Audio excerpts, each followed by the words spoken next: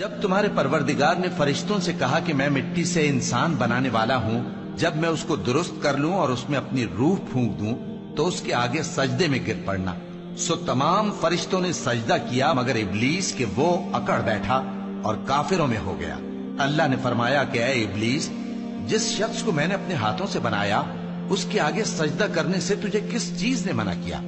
کیا تو غرور میں آ گیا یا اونچے درجے والوں میں تھا؟ بولا کہ میں اس سے بہتر ہوں کہ تو نے مجھ کو آگ سے پیدا کیا اور اسے مٹی سے بنایا۔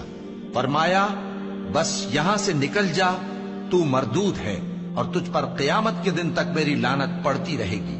کہنے لگا کہ میرے پروردگار، اچھا تو مجھے اس روز تک کہ لوگ اٹھائے جائیں مہلت دے۔ فرمایا کہ تجھ کو مہلت دی جاتی ہے اس روز تک جس کا وقت مقرر ہے۔ کہنے لگا کہ مجھے تیری عزت کی قسم، میں ان سب کو بہکاتا رہوں گا